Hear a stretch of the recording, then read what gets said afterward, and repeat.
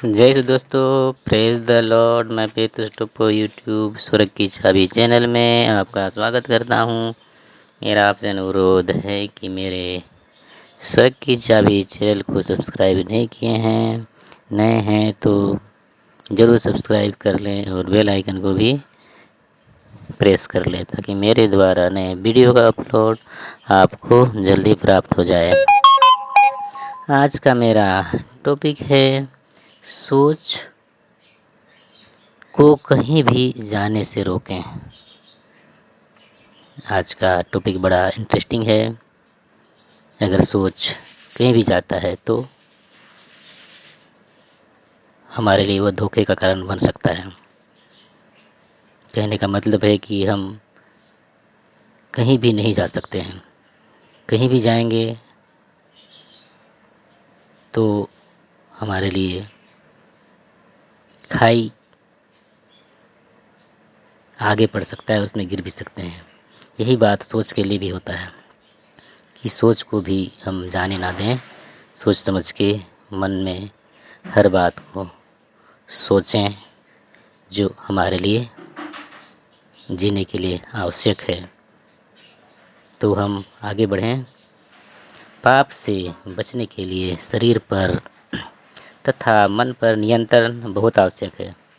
हम शरीर से तरह तरह के पाप नहीं करते, जैसे कि चोरी करना, हत्या, व्यभिचार, नशाखोरी इत्यादि। इन पापों से अपने को नियंत्रण में हम रखते हैं, लेकिन मन के पाप से बचना बड़ी मुश्किल काम होता है। अगर हमारे शत्रु को विपत्ति आई तो हम मन में खुश होते हैं।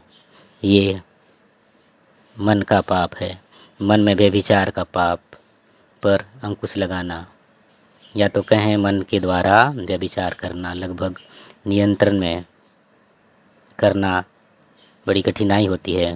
दूसरों के धन पर लालच का मन बनाना, या उसकी इच्छा देने की नहीं है तो जबरदस्ती मांगना, किसी अन्य के प्रति क्रोध के भाव रखना, रंजिश, बदले की भावना रखना, या बुरे सोच के द्वारा अहित सोच रखना और पश्चाताप ना करना, यह मन के पाप हैं। मन के पाप से बिरले लोग ही बच सकते हैं। जब तक हम एक वीर योद्धा की तरह या प्रभु के योग्य भक्त की तरह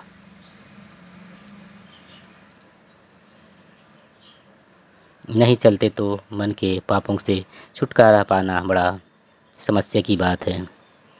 क्या हम पाप सहित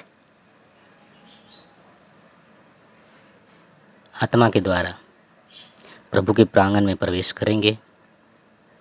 अगर पश्चाताप नहीं कर पाए तो पाप सहित ही हमें न्याय के दिन प्रभु के सामने खड़ा होना पड़ेगा।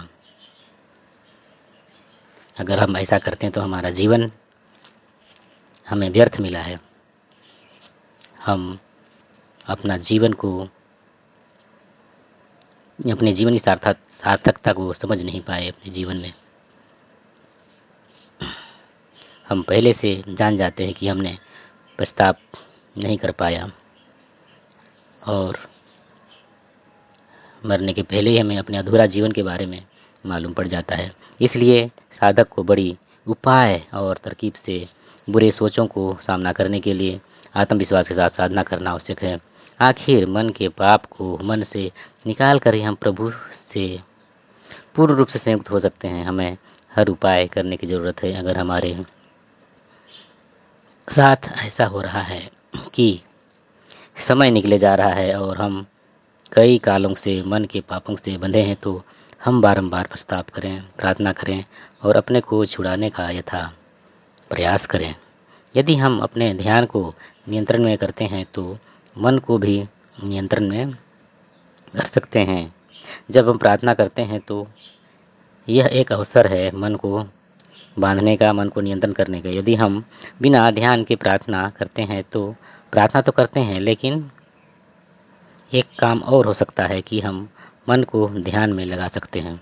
इस अवसर को हम गंवाने ना दें, उसका लाभ उठाएं। हम कोशिश करें कि जितना देर प्रार्थना में जुड़े रहते हैं, उतने देर ध्यान को विचलित होने से बचा कर रखें।